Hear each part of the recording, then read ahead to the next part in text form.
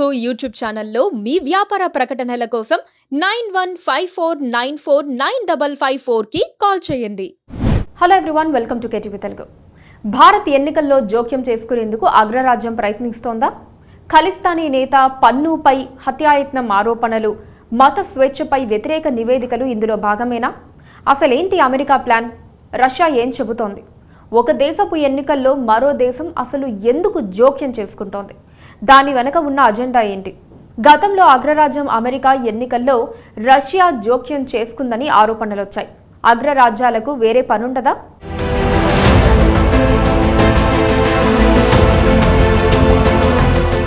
లోక్సభ ఎన్నికలకు సంబంధించి సంచలన ఆరోపణలు చేసింది రష్యా.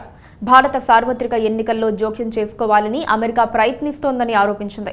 ఎన్నికల ప్రక్రియను క్లిష్టతరం చేయాలనే ఉద్దేశంతో అక్కడి అంతర్గత రాజకీయ పరిస్థితులను అస్థిరపరచాలన్న కుట్ర చేస్తోందన్నారు రష్యా విదేశాంగ శాఖ అధికార ప్రతినిధి మారియా జకరోవా. మత స్వేచ్ఛ విషయంలో భారత్ ఉల్లంఘనలకు పాల్పడుతోందని ఇటీవలే ఓ నివేదిక ఇచ్చింది అమెరికా కమిషన్. దీన్ని భారత ప్రభుత్వం తీవ్రంగా ఖండించింది. యుఎస్సిఐఆర్ఎఫ్ పక్షపాతంతో వ్యవహరించే సంస్థని, భారత్లోని విభిన్న బహుళార్థ ప్రజాస్వామ్య విలువలు దానికి అర్థం కావని దుయ్యబట్టింది. ఇది సార్వత్రిక ఎన్నికల ప్రక్రియలో జోక్యం చేసుకోవడమేనంటూ మండిపడింది మోదీ సర్కారు. తాజాగా దీనిపై రష్యా స్పందించింది. మీడియా అడిగిన ప్రశ్నకు సమాధానమిచ్చిన మారియా జకరోవా భారత్ ఎన్నికల్లో జోక్యం చేసుకునేందుకు అమెరికా ప్రయత్నిస్తోందని అన్నారు. అయితే దానికి ఆధారాలను మాత్రం వారు బయటపెట్టలేదు. ఖలిస్తానీ ఉగ్రవాది, నిషేధిత సిక్స్ ఫర్ జస్టిస్ నేత గురుపత్వంత్ సింగ్ పన్ను వ్యవహారంలోనూ భారత్కు మద్దతుగా నిలిచింది రష్యా. పన్నుపై హత్యాయత్నం వెనక భారత వ్యక్తుల ప్రమేయం ఉందన్న అమెరికా ఆరోపణలను తోసిపుచ్చింది. చేసిన ఆరోపణలకు అగ్రరాజ్యం ఎలాంటి సాక్ష్యాలు చూపించలేదని పేర్కొంది.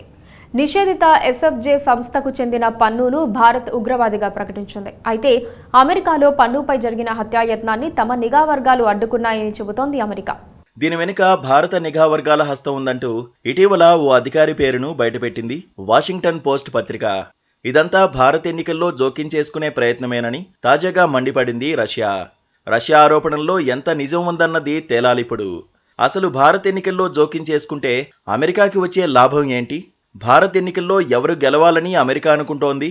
కాంగ్రెస్, బీజేపీలు రెండూ బలమైన ప్రభుత్వాలు ఏర్పాటు చేయకూడదని అనుకుంటోందా అన్న ప్రశ్నలు వస్తున్నాయి. డొనాల్డ్ ట్రంప్ అధ్యక్షుడిగా ఉన్నప్పుడు ప్రధాని నరేంద్ర మోదీ ఆయనతో సన్నిహితంగానే మెలిగారు. ఎన్నికల ముందు ట్రంప్కు ఇండియాలో ఘన స్వాగతం పలికారు. గత ఎన్నికల్లో ట్రంపే గెలుస్తారని కూడా మోదీ నమ్మారు. అమెరికా వెళ్లినప్పుడు అక్కడి భారతీయుల సమక్షంలో ట్రంప్తో కలిసి విన్యాసాలు చేశారు. అయితే ఆ ఎన్నికల్లో ట్రంప్ పార్టీ ఓటమి చెందింది. మరి బైడెన్ ప్రభుత్వానికి మోదీపై ఆ కోపం ఏమన్నా ఉందా అన్నది అనుమానించాలంటున్నారు నిపుణులు.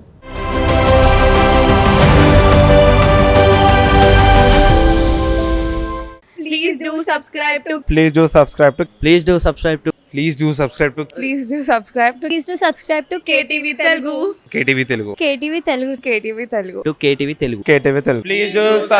to KTV Telugu.